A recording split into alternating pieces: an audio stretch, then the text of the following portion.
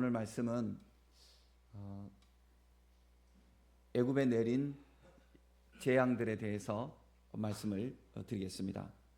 본문 말씀은 10번째 재앙에 대한 말씀인데 오늘은 첫 번째부터 10번째까지 그 재앙들이 있었음을 언급하면서 하나님께서 애굽에 내린 그 재앙들의 그 의미와 우리가 이 시대에 어떻게 살아야 할지에 대해서 교훈을 얻기를 원합니다.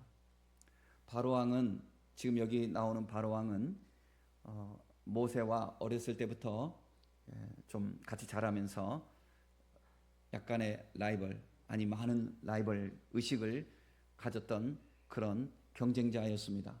형식상 둘 다 왕자지만 여기 있는 지금 이 왕이 된 이 바로는 모세의 양어머니인 하세슈트, 공식적인 왕비의 아들이 아니고 궁녀의 아들이었기 때문에 늘 그런 또 왕궁에서 진짜 왕비인 하세슈트의 지지를 얻지는 못하였습니다. 그러나 자기 아버지의 핏줄이기 때문에 또 나름대로 그런 위치를 가지고 있었습니다.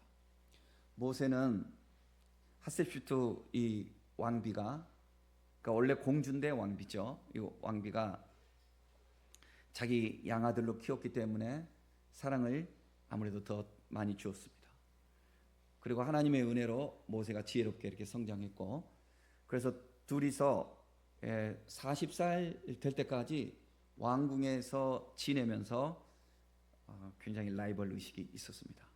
일부 신하들은 모세가 대통을 이어야 된다고 할 만큼 모세의 그 영향력이 컸습니다. 그럴 때 이 바로 왕이 모세를 향한 그 질투심, 미움, 그런 감정이 적지 않았습니다.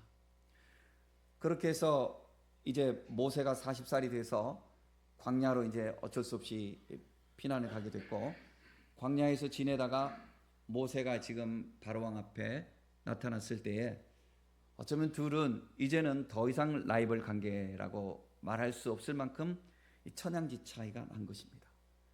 바로 왕은 모든 것을 가지고 있고 모세는 아무것도 없어 보입니다. 바로 왕이 볼 때 모세는 정말 큰 그 군함 앞에 나타난 작은 조각배도 지나지 않았습니다. 그러니 바로 왕이 모세를 조소할 수밖에 없습니다. 모세를 향해서 야, 여호와가 누구냐? 여호와가 누군데 너가 감히 나한테 너희 백성을 내보내라고 그런 말을 감히 나한테 전달하는 거야? 하면서 모세를 비웃었습니다. 바로 왕은 정복자, 그리고 당시 세계 최강 나라의 군주였고, 모세는 피정복민, 노예살이하는 그 사람들의 지도자 역할을 지금, 그것도 공식적으로 누가 임명해 준 것도 아닌데 스스로 이제 나타나서 하나님의 사명을 가지고 바로 왕 앞에 이렇게 나타난 것입니다. 그러니 바로 왕이 볼 때 모세는 정말 자기 스스로 봐도 그냥 이렇게 코웃음을 칠 정도밖에 되지 않는 너무 약한 자입니다. 그러니까 더 이상 이제는 질투심도 느낄 필요도 없고 더 이상 어떻게 할 필요도 없고 그냥 훅 불면 날아갈 존재입니다. 그런데 우리는 결과를 알고 있습니다. 모세가 결국은 바로 왕을 이겨냅니다. 그것은 모세의 힘으로 이겨낸 것이 아니라 하나님의 힘으로 이겨내게 되는 것입니다. 모세가 어떻게 해서 바로 왕을 이기게 됩니까? 하나님 편에 섰기 때문에 이길 수 있는 것입니다. 따라서 여러분, 우리가 이 세상을 살아가면서 무엇을 꿈꾸며 무엇을 추구할 때에 능력이 우리에게 있는 것이 아니라 하나님에게 있음을 우리가 알아야 하겠고, 중요한 것은 이것이 하나님의 뜻인가? 항상 하나님의 뜻이면 우리는 어떤 경우에도 절망하지 않고 낙심하지 말고 기도하며 하나님의 뜻을 추구하는 성도가 되어야 하겠습니다. 이 세상의 그 무엇도 하나님의 뜻을 거스를 수는 없는 것입니다. 고린도후서 7장 7절 이하의 말씀에 이런 말씀이 있습니다. 우리가 이 보배를 질그릇에 가졌으니, 그러니까 우리는 질그릇 같아요. 우리는 질그릇은 툭 건드리면 깨질 수밖에 없는 거예요. 찬송가에 질그릇같이 연약한 인생, 우리는 이렇게 약해요. 그러나 우리 안에 보배를 우리가 가졌다고 그랬어요. 보배가 누구냐면 예수님. 우리가 예수님을 품으면 능력의 힘이 큰 것이 하나님께 있고 우리에게 있지 아니하다. 우리가 사방으로 우겨싸움을 당한다 할지라도 우리가 망하지 않는다고 그랬습니다. 왜냐하면 우리를 통해서 우리가 십자가에 달리신 예수 그리스도를 나타낼 수 있기 때문에 그렇습니다. 여러분, 십자가가 무엇입니까? 십자가가 죄 때문에 처형을 당하는 것이 아니라 하나님의 영광을 위하여, 하나님의 뜻을 위하여 고난을 감수하는 것입니다. 십자가는 겉으로 볼 때는 진 것 같았지만 사흘 만에 예수님께서 무덤에서 부활하셨습니다. 십자가는 승리입니다. 십자가는 희생이지만 결국은 승리입니다. 따라서 우리가 무슨 일을 할 때에 이 세상에서 잠시 고난도 당할 수가 있습니다. 주의 일을 하는데 왜 그렇게 어려움이 있어요? 할 수 있어요.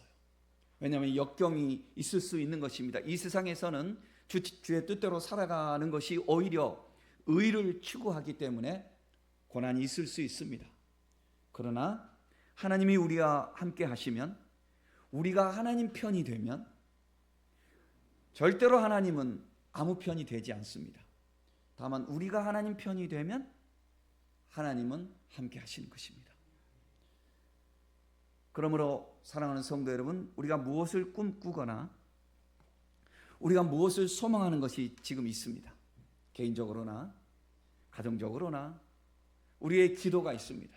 교회를 향한 우리의 기도가 있습니다. 또 우리는 우리 자신을 향한 우리의 기도가 있습니다. 이것이 이루어질까? 우리는 간절히 그것이 이루어지기를 소망합니다. 그런데 먼저 생각해야 될 것이 있습니다.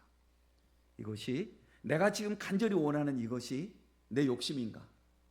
아니면 주님의 뜻인가? 거기서 대답이 다 나오는 것입니다.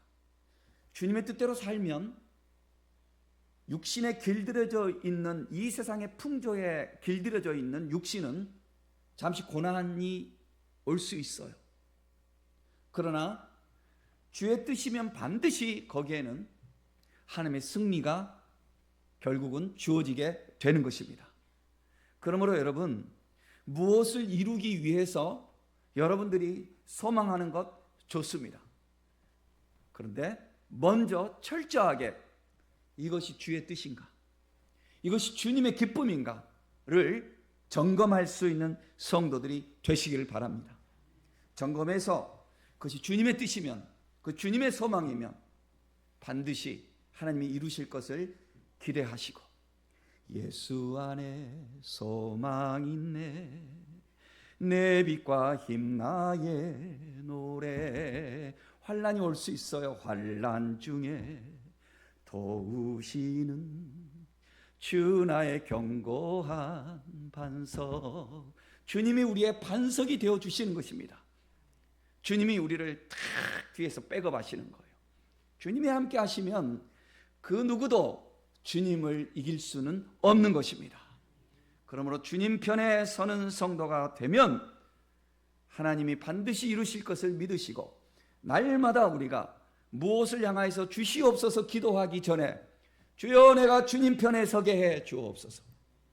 주님, 내가 물질 관계, 시간 관계, 내 삶의 모든 관계에 있어서 주님 편에 서게 하여 주옵소서. 그렇게 기도하셔야 돼요. 부자 되게 하옵소서, 나에게 직업을 주옵소서, 나에게 사업을 확장시켜 주옵소서. 그거 다 이방인들이 다 구하는 거예요. 주님, 내가 물질 관계에 있어서 주님과 바른 관계에 있습니까? 잘못된 거 있었으면 주님 회개합니다. 이제부터라도 주님과 바른 관계에서 살아가겠습니다. 그렇게 하세요, 여러분. 반드시 육신은 세상에 길들여져 있기 때문에 힘들 수 있어요.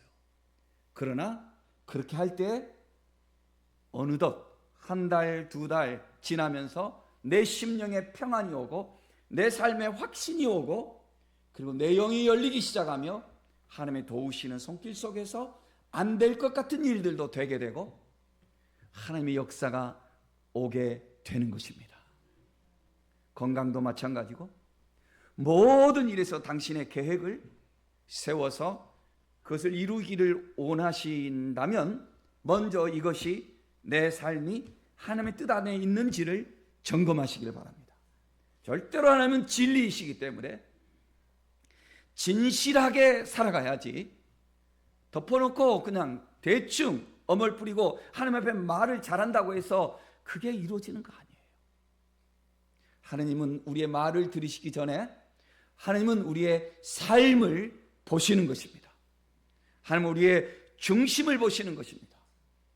모세가 양치는 지팡이 하나 가지고 허름한 옷을 입고 바로왕 앞에 섰을 때에 바로왕은 이제는 예전에는 모세가 좀 라이벌처럼 보였지만 이제는 아무것도 아닌 자기는 모든 군대와 모든 신하들을 거느리고 자기는 왕자에 앉아 있는 처지에서 그냥 모세는 상대조차도 되지 않는 그냥 예정이 있어서 한번 만나줬을 정도였습니다.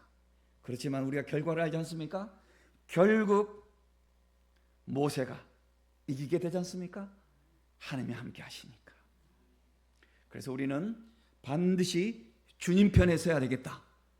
아무리 내가 상대하는 내가 지금 하고자 하는 일이 커 보이고 그건 무섭게 보이고 그건 내 육신으로는 이룰 수 없을 만큼 대단하게 보이는 일이라 할지라도 내 속에 간절한 마음의 소원이 주의 뜻이라는 확신이 있다면 절대로 여러분 포기하지 마시고 주를 향하여 담대히 손을 들고 나갈 수 있는 성도들 되시면 하나님이 하나님의 때에 이루어 주시는 것입니다. 이제 10가지 재앙이 이루어지거든요. 왜 하나님께서는 이렇게 한 번의 모세를 통해서 역사하지 아니하시고 10가지 재앙이나 주셨을까? 여러 가지 이유들은 이제 있을 수 있는데요. 제가 이 말씀 말미에서 그 대답을 전하도록 하겠습니다. 먼저 이 10가지 재앙이 전개되기 전에 노래로 하면 전주곡과 같은 연극으로 하면 이 서곡과 같은 것이 딱 펼쳐집니다. 그것이 뭐냐면 바로왕 앞에서 모세가 지팡이를 던지죠. 그러니까 그 지팡이가 뱀이 되죠. 그러니까 예전에 이제 요술사들이 많이 있었거든요. 그럼 바로왕이 자기의 요술사들을 시켜서 그들도 지팡이를 던져서 뱀이 되게 하는 거예요. 이거 별거 아니네. 너 그거 별거 아니네. 우리도 할 수 있어. 이렇게 한 거죠. 그런데 어떻게 되죠? 모세가 던진 그 지팡이가 바로왕의 신하들이 던진 그 지팡이를 집어삼켜 버렸습니다. 그러니까 이게 모든 것을 결말을 이미 서곡에서 다 보여주는 거예요. 그러니까 악인들도 잠시 흉내를 낼 수 있어요. 악인들도 잠시 흉내를 낼 수 있어요. 여러분들 그런 이야기 많이 들어봤죠. 우리나라에는 특히 무당이 많이 있는데 무당들이 구슬하다가 구슬하면 귀신하고 이렇게 통하면서 이야기를 다 하는 거예요. 그런데 예수님 잘 믿는 성령이 충만한 성도가 거기 가면은 스톱이 되는 거예요. 그래서 김진홍 목사님도 청계천에 있을 때 그 무당 거기 갔더니 무당이 당신 좀 나가달라고, 당신 좀 나가달라고 그랬다고 하지 않습니까? 여러분, 그러니 악인들도 또 이 세상의 어둠의 권세들도 흉내를 어느 정도 낼 수 있어요. 하지만 결국은 모세 지팡이가 바로의 신하의 지팡이를 삼켜버린 것처럼 하나님 앞에 견뎌낼 자는 없는 것입니다. 자, 10가지 재앙이 이루어지는데요. 그 10가지 재앙들은 저마다 어떤 나름대로 의미를 가지고 있어요. 그리고 그것은 각자 그 의미 속에서 그들이 모세를 지금 조소하고 있잖아요. 그러니까 영적으로 모세가 그들을 이제 하나님의 백성들이 그들을 보면서 스스로 허탈 웃음을 짓게 하는 그런 내용들로 이루어지고 있습니다. 예를 들면 첫 번째, 나일강이 피로 변합니다. 그리고 모든 물의 근원들이 다 피로 변합니다. 당시 그들은 나일강을 어머니로 생각하고 있었고, 나일강이 신이었어요. 그러니까 여러분, 세상에서 진정한 절대자를 주인으로 삼지 못하는 자들은 모든 것이 다 자기의 일부분의 주인이에요. 미신을 섬기는 사람들은 이날도 뭐 특히 우리나라 이런 거 많이 있죠. 흉한 날인가?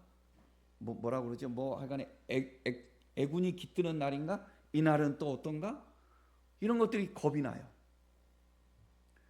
모퉁이 돌아가다 모퉁이 신이 있고, 저기 산에 가다 큰 나무 있어, 큰 나무가 신이 되고, 모든 게 신이 돼요.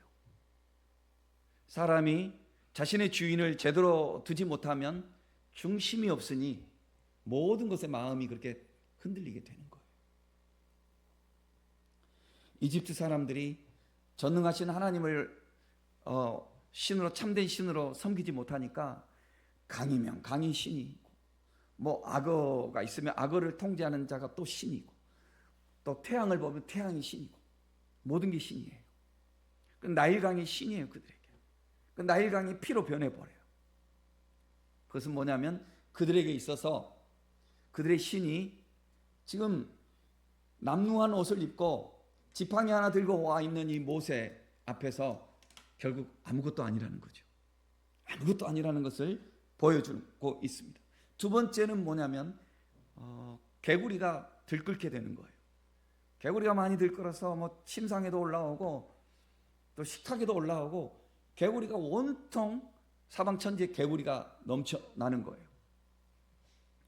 그러니 이들은 개구리를 통제하는 것이 악어잖아요. 그러니까 나일강에서 악어들이 개구리를 이제 통제한다고 주로 이제 이렇게 믿고 있어요. 개구리를 잡아먹고 있으니까.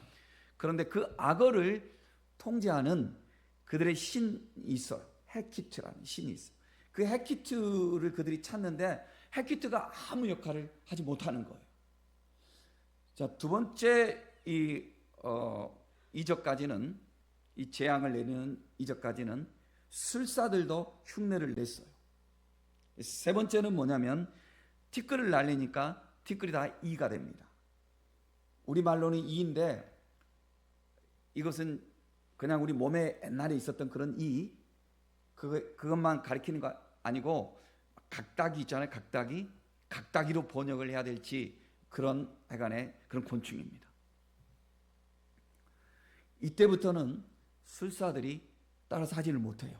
그러니까 이 세상의 악의 권세는 어느 정도까지는 흉내를 내지만 그 다음부터는 이제 제어를 당하는 거죠. 그러니까 술사들이 이때부터 서서히 손을 들기 시작합니다. 먼저 손을 듭니다. 바로 왕에게 이것은 하나님의 손인 것 같습니다. 하나님의 능력입니다. 우리 말 이렇게 번역했는데 원어를 가장 잘 번역한 성경 중에 하나가 ESV예요. ESV, 영어 성경 중에서 ESV.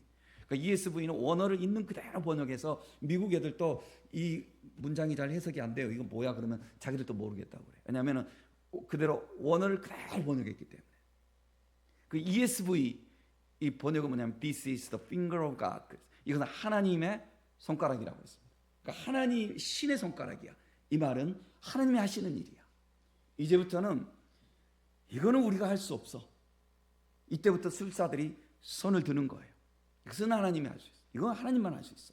제가 전에도 말씀드렸지만 김기동 지금은 목사님이 됐다고 제가 들었어요. 집사님이 고구마 전도를 많이 하는데 하필이면 무당집에 가서 또 전도를 하는데 무당이 처음에는 막 그렇게 박대하고 그러더니 세 번째인가 네 번째 가니 잠시 들어오라고. 정말 나도 교회 가도 될 수 있냐고. 나도 교회 가고 싶다고. 우리 아들 좀 살려달라고. 그리고 내가 교회 가면 내 신이 나를 괴롭히는데 너희 신이 내 신을 좀 제어해서 내가 교회 가도 아무 탈이 없도록 나를 보호해 줄 수 있겠냐고. 그러니까 이 악한 영에 붙들려 있는 자들도요, 때때로 그들도 본능적으로 숨을 쉬고 싶은 거예요. 살고 싶은 거예요. 그래서 우리가 전도를 해야 되는 거. 우리 눈에는 아이고 저 사람이 설마 교회 올까? 저 사람이 설마 예수님 믿을까? 할지라도 예수님 그 강도, 양쪽에 있는 그 강도 한 사람도, 십자가에 달린 그 사람도 그 죽어가면서 예수님께 나를 좀 구원해 달라고 그렇게 호소했지 않습니까? 그리고 예수님 구원해 주셨지 않습니까? 여러분, 그러니 우리 눈으로 함부로 판단하지 마시고, 우리 생각으로 판단하지 마시고, 우리 주변에 있는 사람들에게 끝까지 복음을 전해서 그들의 영혼이 주 앞으로 돌아올 수 있는 거룩한 나팔수의 역할을 다 해야 하는 것입니다. 네 번째로는요, 파리떼가 막 들끓습니다. 파리떼가 막 들끓는데, 여기서 이 파리떼는 flying, 영어로 표현하면 flying, 날아다니는 insect, 곤충들을 총칭하는 단어예요. 그냥 파리라고 우리는 번역을 했지만, 그러니 모든 뭐 날파리니 무슨 뭐니 뭐 이런 것들이 다 날아다니면서 이집트 사람들이 너무 괴로운 거예요. 바로 왕이 이제부터 막 마음이 이제 흔들리죠. 너무 멀리는 가지 말고 그럼 나가서 너희들 제사 드리고 다시 와, 이렇게 이제 제안을 하는 거죠. 제안을 하지만 그런 인간적인 제안에 모세가 흔들리지 않죠. 그러니까 여러분, 악인들의 인간적인 그런 제안, 그들은 또 마음을 바꾸거든요. 하나님의 사람과 하나님의 사람이 아닌 사람의 특징을 저보고 말하라고 하면, 하나님의 사람도 육신으로 살기 때문에 육신의 정욕도 있고 다 있을 수 있어요. 그런데 아주 결정적인 게 뭐냐면 거짓이에요. 거짓. 말을 잘 바꿔요. 세상 사람들은 말을 잘 바꿔요. 거짓으로 속이고. 그 아주 결정적인 거죠. 그 성경에 보니까 마귀는 거짓의 아비래요. 거짓말에 능수능란해. 말을 이렇게 조작하고 이렇게 조작하고. 그러니까 여러분들도 만약에 상대방의 말을 자꾸 이렇게 조작하고 그러면요, 그거 마음을 고쳐야 돼요. 그건 하나님의 성품이 아니에요. 하나님의 성품은 예, 아니요 라고 하라고 그랬어요. 자, 우리 편집의 기능이 있는 사람들 있잖아요. 옳지 않습니다. 바로 왕은요, 말을 자꾸 바꾸려고 그러죠. 그럼 모세가 거기에 흔들리지 않습니다. 다섯 번째로, 그들이 이제 가축대가 많거든요. 가축이 죽음을 당합니다. 이스라엘 가축들은 보호하지만 이집트의 가축들은 다 죽어요. 여섯 번째, 몸에 악성 종기가 막 생기기 시작해요. 일곱 번째, 우박이 쏟아집니다. 우박이 쏟아지면서 우박으로 인해서 농작물이 다 이제 다 죽어버리죠. 이때 농작물이 이제 옛날에는 삼이 농작물에 들어갔죠. 또 그 다음에 보리가 다 죽어버려요. 그래도 바로 왕이 이랬다 저랬다 계속 그러는 거예요. 이랬다 가라고 했다가 아니라고 했다가 이렇게 자꾸 흔들리는 거예요. 여덟 번째는 이제 메뚜기 떼가 나와가지고 늦게 싹이 난 쌀보리 그리고 밀 이런 것들을 다 이제 없애버립니다. 아홉 번째 흑암의 재앙이 내려옵니다. 그 사흘 동안 이집트 전역이 어둠에 휩싸입니다. 여러분, 우리는 이런 이야기를 들을 때 그저 우리가 소설 속의 이야기 혹은 영화 속의 어떤 이야기 장면처럼 그냥 이렇게 평범하게 이렇게 넘어갈 수 있지만, 실제로 이런 일을 당할 때 그 고통은 말할 수 없는 거예요. 여러분, 펄벅의 돼지라는 소설 혹시 읽어보신 분들이 있나요? 그 메뚜기 떼가 가지고 농작물을 다 쓸어버릴 때 그 허탈함, 그 이루 말할 수 없는 거거든요. 그리고 예전에 80몇 년도인가 미국 하와이에서 일식이 일어났습니다. 대낮에 갑자기 일식이 일어나서 3시간 동안인가 아주 흑암으로 덮었습니다. 사람들이 3시간인가 였지만 공포 속에 막 울고 아우성치고 난리였습니다. 현대 사회인데도, 그건 과학이 벌써 예측하고 일식이 온다고 이야기해 줬음에도 불구하고 그 현실 앞에서 사람들이 두려워서 막 우는 이런 장면들 TV에서 본 적이 있습니다. 그러니까 사람들은요, 이런 이야기들이 그냥 책으로 읽으면 그냥 그런가 보다 하지만 막상 그렇게 이런 일들이 닥쳐올 때 그들이 겪는 것은 쉽지가 않습니다.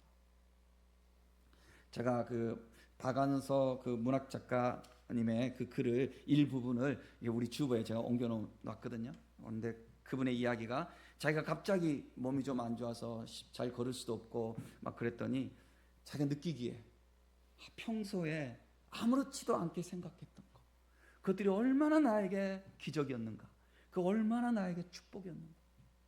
여러분, 우리 여기 뭐 연세가 저보다 어린 분들도 있고 또 위에 분들도 많이 계시지만 아침에 일어나서 그냥 걸을 수 있는 거, 그리고 김치, 깍두기 이런 거 씹어 먹을 수 있는 거, 그냥 화장실에 가서 편할 수 있는 거, 물을 벌컥벌컥 마실 수 있는 거, 이런 것들은 아무것도 아닌 일이지만 이게 얼마나 큰 하나님의 은총인가, 우리는 얼마나 큰 하나님의 보호하심 속에 사는가 알아야 되는 거예요.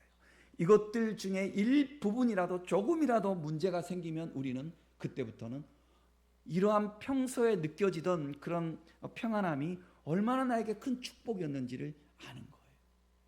그러니 여러분, 우리가 하나님의 보호를 받고 산다는 것이 얼마나 큰 은총인지 모릅니다. 이 이집트 사람들은 여러 신들을 섬겼는데 그 신들 중에서 제일 이제 상위에 두는 신이 태양신이에요. 태양신. 그러니까 사흘 동안 해를 가려버렸다 하는 것은 그들이 우상으로 여기는, 최고 우상으로 여기는 태양이 그들에게 아무런 역할을 할 수 없다는 것을 깨달으라는 거예요. 그래서 이제 바로왕이 손을 들여야 되는데 바로왕은요, 손을 들었다가 화장실 갈 때 마음과 나올 때 마음이 또 달라지는 거예요. 거의 손을 들고 항복했다가 다시, 그래도 아니지, 억울하거든요. 옛날부터 자기의 그 라이벌이었던 모세, 지금은 아무것도 아닌 저 녀석에게 내가 진단 말이야? 이렇게 인간적으로 이제 나오는 거죠. 그래서 다시 또 이겨보고 싶어서 계속 그렇게 미루다가 이제 9번째 재앙까지 왔어요. 그래도 아직까지도 완전 항복하지 않아요. 마지막 재앙이 뭐예요? 오늘 우리가 읽은 본문, 모든 첫 태생의 죽음이에요. 모든 첫 태생의 죽음이에요. 여러분, 사람에게 있어서 죽음보다 더 큰 처형은 없죠. 그래서 이 나라마다 이제 사형 제도가 없는 나라도 있긴 있지만 이 국가에서 내릴 수 있는 최고의 형벌이 뭐예요? 사형이잖아요. 사형. 목숨을 잃는 것은 모든 것을 잃는 거예요. 이 세상에서.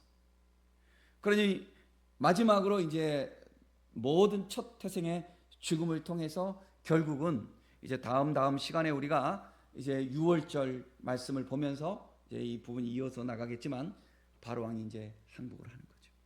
그때서 항복을 합니다. 근데 오늘 우리는 말씀의 이 교훈을 우리가 찾기를 원하는데, 제가 서두에 그랬죠. 왜 하나님께서는 마치 바로왕하고 씨름 선수가 삿발을 잡고 일어섰다 앉았다 일어섰다 앉았다 하면서 삿발 싸움 하듯이 왜 이렇게 하실까? 하나님의 뜻이면, 우리 이렇게 생각하잖아요. 하나님의 뜻이면, 하나님이 함께 하신다면 그냥 한순간에 항복시켜야 되는 거잖아요. 그러니까 이것이 모든 그 이성적인 신앙이 아니라 이성적인 마인드로만 사는 사람들의 질문이에요. 하나님이 계신다면 그냥 당장 하시지 왜 그렇게 나누시냐? 하나님이 함께 하신다면 왜 그렇게 믿음 좋으신 그분도 그렇게 되냐? 뭐 이렇게 되는 거죠. 하나님이 함께 하시면 교회가 왜 그래? 하나님이 함께 하시면, 너희 신이 함께 하시면 당장 너희들 구하는 것 이루어줘야지, 이렇게 이야기할 수 있는 거거든요. 하나님이 왜 이렇게 시간을 끌었을까? 하나님이 왜 이렇게 시간을 끌었을까? 여러분, 왜 하나님이 시간을 끌었을 것 같아요? 하나님의 힘이 딸려서? 는 아니잖아요. 왜 이렇게 시간을 끌었을까? 여러분, 하나님이 이렇게 시간을 끄는 데는요, 몇 가지 이유가 있습니다. 가장 중요한 것은 하나님의 백성들의 믿음의 준비입니다. 여러분, 출애굽에서 가도 좋다 이렇게 했다면, 처음부터 그렇게 했다면 이스라엘 백성들이 떠날까요? 나중에 이 모든 과정을 다 겪고 난 것을 보고 떠나죠 이렇게 대답을 할 수는 있을지 몰라요. 그러나 그 현실 속에서, 평범한 현실 속에서 너희들 가도 좋대 라고 할 때, 난 저기 이웃집에 누구하고 지금 무슨 거래가 있는데, 난 저기 사업을 벌려놨는데, 나는 저기 누구하고 나는 지금 사귀고 있는데. 여러분, 예수님께서 잔치를 베푸시고 이제 사람들을 청하러 오라고 했을 때 사람들이 변명이 있었죠. 난 장가 가야 되고, 나는 아버지 장사하러 가야 되고, 장사 지내러 가야 되고, 나는 소를 팔러 가야 되고, 전부 다 이유가 있는 거거든요. 사람들이 남의 이야기를 들을 때는, 다른 이야기를 들을 때는 나 같으면 그렇게 하겠다 라고 대답할지 모르지만, 막상 자신이 그 현실 속에 들어가 있을 때에 하나님이 주시는 것을 받을 수 있는 믿음의 그릇이 준비되어 있냐고요. 믿음의 그릇이 준비되어 있을 때 하나님이 부으시는 것을 우리가 놓치지 않고 받을 수가 있는 것입니다. 이스라엘 백성들 처음부터 모세가 광야에서 나타나서 바로왕 앞에 갔을 때 바로왕이 그래 가거라 했다면 이스라엘 백성들 모세 말 듣지 않습니다. 나중에도 보세요. 이런 이적을 통하고 홍해를 건넜을지라도 그들 속에는 반항하는 심령들이 막 있잖아요. 그러니 여러분, 절대로 우리가 믿음의 그릇을 준비해야 하는 것입니다. 은혜를 받으려면 은혜를 주실 때에 그 은혜를 놓치지 않고 내 것으로 잡을 수 있는 깨어있는 영이 되어야 하는 것입니다. 개인도 그렇고 가정도 그렇고 교회도 마찬가지예요. 하나님이 모든 것을 듬뿍 주실 때에도 그거 하나님의 은혜인 것을 알고 감사함으로 그것을 잘 받아서 주 안에서 즐기며 섬기며 나갈 수 있는 청지기의 그릇이 준비되어야 하는 겁니다. 감당할 수 있는 그릇이 준비가 되어야 하는 거예요. 우리도 보세요. 우리가 교회가 부흥하기를 원하고, 우리가 교회를 이렇게 계속해서 하나님의 교회가 성장하기를 원하고, 우리가 그릇을 준비해야 되는 거예요.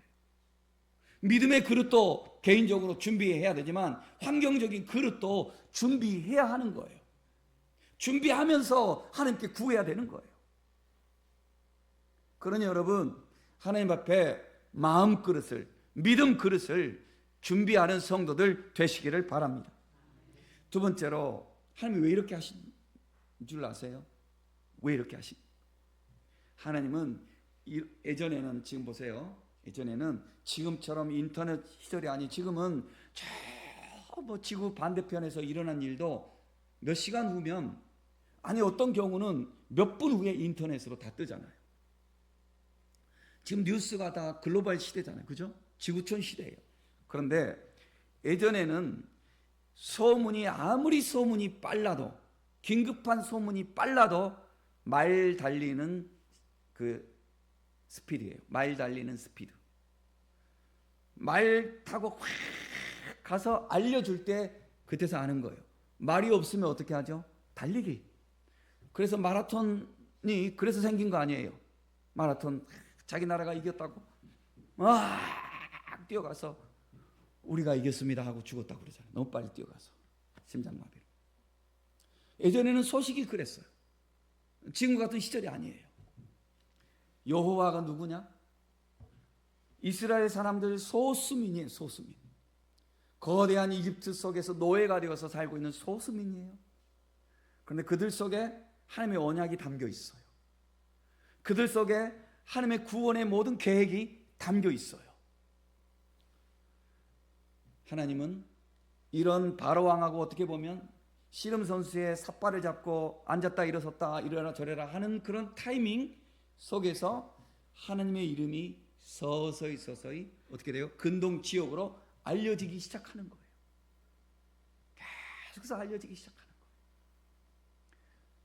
세 번째로 하나님이 원하시는 건 뭐냐면 끝까지 돌아올 자 한 사람이라도 더 돌아올 수 있도록 하나님은 은혜의 문을 열어놓고 기다리신 거예요. 이스라엘 백성들이 출애굽을 할 때 그 숫자가 몇 명이었을까에 대해서 학자들마다 폭이 너무나 커요. 성경 그냥 문자적으로만 보면 싸울 만한 사람들, 그러니까 20세 이상으로 싸울 만한 성인 남자들, 그 성인 남자들은 뭐 요즘은 60대도 젊지만 예전에는 60대 사는 사람도 드물었고 젊지 않았죠. 그러니 20세에서 한 40세까지 그 사람들이 60만 명이에요. 60만 명. 그러면 나머지 다 이렇게 포함을 해서 가상을 해보면 200만 정도 된다고 볼 수 있어요. 그런데 이스라엘 사람들이 처음에 이집트로 이주할 때 야곱의 가족들이 몇 명이었죠? 둥근 숫자로 70명이었습니다. 70명. 70명이었던 사람들이 3, 4대 지나고 나서 200만이 되어서 나오는 것은 이거 엄청난 거죠. 그런데 학자들은 아주 폭이 넓게 잡는 학자들은 600만 명까지도 잡아. 이때 600만 명 정도 나왔을 거라고. 근데 그 600만 명 속에는 누가 들어있냐면 허다한 잡족들이 들어있다. 출애굽기에 보면 실제로 그 문장이 나옵니다. 이스라엘 백성들과 허다한 잡족들이 출애굽을 했다고 나옵니다. 허다한 잡족들이. 그러니까 뭐 허다한 잡족들이라는 건 뭐예요? 잡족이라는 우리 말 어감이 좀 안 좋아서 죄송하지만 이거는 여러 족속들. 여기 이집트 사람들, 구스 사람들, 무슨 사람들 모든 이방 사람들이 여기에 동참하는 거. 그들이 왜 동참하죠? 이 모든 것을 봤거든요. 이 모든 소문을 들었거든요. 과연 하나님이 살아계시구나. 과연 하나님이 살아계시구나. 그들에게 이 믿음이 들어와서 심지어 이집트 사람들조차도 은금 폐물을 이스라엘 사람들에게 갖다 주면서 얼른 가시라고. 우리도 같이 좀 데려가면 안 되겠냐고. 이러면서 나오는 사람들이 있었다는 것 아닙니까? 이렇게 해서 하나님의 역사가 이루어지는, 그러니까 하나님은 첫째로 뭐라고요? 믿음의 사람들이 먼저 믿음의 그릇을 준비하기를 원했고, 우리도 마찬가지예요. 우리가 먼저 그릇을 준비해야 돼요. 우리가 마음이 하나가 돼야 되고, 우리가 마음이 집중돼야 되고, 사랑으로 하나가 돼야 돼요. 두 번째, 주의 이름이 만방에 알려지기를 우리가 힘써야 되고, 세 번째, 한 사람이라도 더 구원할 수 있는 그런 전도 열매를 맺을 수 있는 그런 교회가 되어야 되는 거예요. 이런 식으로 하기를 원하셔서 한 시간을 이렇게 끄신 거라고 우리가 이렇게 볼 수 있는 겁니다. 그렇다면 오늘 우리가 어떻게 해야 됩니까? 오늘 우리가 어떻게 해야 됩니까? 우리는 오늘 생각해 봐야 돼요. 우리 시대에 우리 각자에게 있어서 지금 내가 만약에 모세라면 내 앞에 있는 바로 왕은 누구인가? 여러분 각자 한번 생각해 보세요. 여러분 앞에 있는 바로 왕은 누구죠? 그 바로 왕은 우리를 힘들게 하는 자예요. 우리의 발목을 잡고 있는 자예요. 우리의 목줄을 쥐고 있는 자예요. 우리의 빵줄을 쥐고 있는 자예요. 어떻게 보면. 그러면서 동시에 그것으로 우리를 억압하는 자예요. 그는 보통 힘이 아니에요. 그는 인격적인 힘일 수도 있고 비인격적인 힘일 수도 있어요. 거대한 조직일 수도 있어요. 그 바로왕 앞에 나는 모세와 같은 자라고 한번 생각해 보세요. 육신으로 볼 때, 겉으로 볼 때 나는 아무런 힘이 없어요. 그는 나보다 똑똑해? 그는 나보다 돈이 많아? 그는 나보다 권세가 많아? 그는 나보다 모든 힘이 더 강해. 모든 걸 다 가지고 있어. 내가 도저히 그를 이길 수 없어요. 그런데 그가 나를 지금 쥐고 있어요. 나를 억누르고 있어요. 각자에게 누군가, 각자에게 어떤 조직이거나, 그는 인격자이거나 비인격체이거나 어떤 그런 것, 그것이 여러분에게, 우리에게 바로왕이에요. 우리는 그 바로왕 앞에 서 있을 때 초라하기 그지없어요. 언젠가 어떤 분이 그랬어요. 산 위에서 저기 저 많은 불빛들이 있는데 수많은 사람들이 다 자기 집을 가지고 있는데 나는 전셋집 하나도 제대로 없다고. 이 아주 거대한 이 세상의 이 수레바퀴 속에서 나라는 존재가 왜 이리 나는 아무것도 아니냐고. 그 현실이에요. 그런 현실, 그 커다란 그 세상의 수레바퀴가 나에게 바로한 것 같아요. 나는 아무것도 없는 초라한 사람이에요. 이런 현실 속에서 내가 바로왕을 이겨낼 수 있을 것 같아요? 어떻게 이겨내야 돼요? 우리 처음에 말씀 나눴어요. 내 힘으로는 할 수 없지만 내가 주님의 기쁨이 되고 내가 주님 품 안으로 들어가는 순간 나는 어느덧 바로왕을 이겨내는 자가 되는 거예요. 두 번째로, 나에게 있어서 지금 내가 벗어나야 할 이집트는 무엇인가요? 생각해 보세요. 이스라엘 사람들에게 있어서 우리가 이 성경을 읽으면서 모세와 바로왕하고 둘이 대결 구도가 되니까 바로왕은 모세가 이겨내야 될 적이요, 이집트는 이스라엘 사람들이 벗어나야 할 그런 땅이지만, 저주받은 땅이지만, 그 당시 사람들 입장에서는 이집트는 자기들이 발을 담그고 있는 현실이에요. 발을 담그고 있는 현실이에요. 어떤 사람은 이집트를 벗어나라고 하니까 벗어나지 않으려고도 했어요. 그러니까 하나님이, 제가 말씀드렸지만, 그렇게 여러 재앙들을 통해서 이스라엘 백성 신앙을 훈련시킨 거예요.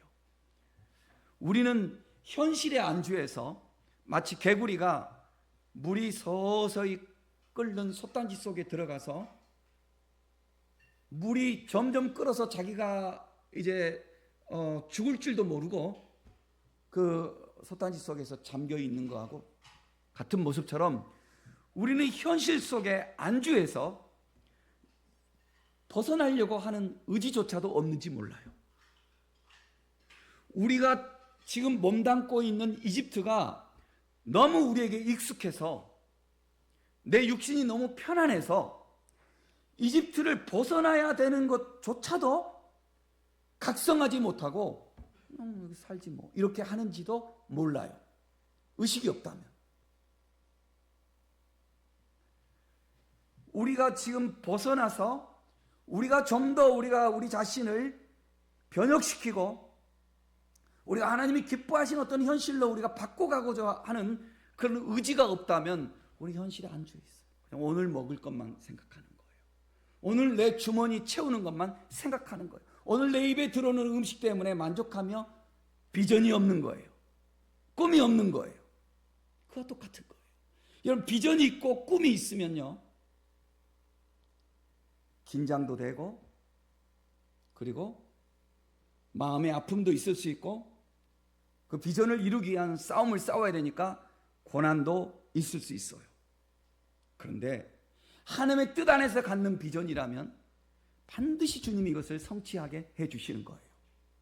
7장 1절에 보니까, 첫 재앙이 시작되는 7장 1절에 보니까 주님이 뭐라고 말씀하셨냐면, 모세를 향해서 모세야, 너는 바로왕 앞에서 신같은 존재야, 그렇게 말씀하셨습니다.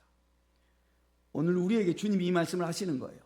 주님이 우리를 절대로 고아와 같이 내버려 두지 아니하시고 주님은 성령으로 우리와 함께 해주시겠다고 약속하셨어요. 그런 주님이 오늘 우리가 살아가는 우리의 현실 속에서 우리가 주님의 뜻대로 살려고 하고 주님의 목적에 부합되는 삶을 살려고 할 때 성령이 우리와 함께 하심으로 인해서 우리는 이 세상 앞에서 신같은 존재, 하나님의 능력이 함께하는 존재로 살아갈 수 있도록 주님이 우리를 붙들어 주실 거예요. 이 믿음을 가지고 우리는 다만 우리가 현실에 안주해서 바로왕도 인식하지 못하고 이집트 땅에 있다는 것조차도 인식하지 못하고 현실에 잠겨서 점점 뜨거워지는 솥단지 속에 있는 개구리처럼 그렇게 사는 존재가 되지 말고 가나안을 향하여 꿈을 안고 기도하며 하는 편에 담대히 있어서 주님이 원하시는 그 깃발을 향해 나아갈 수 있는 성도들이 되시기를 예수님의 이름으로 축복합니다.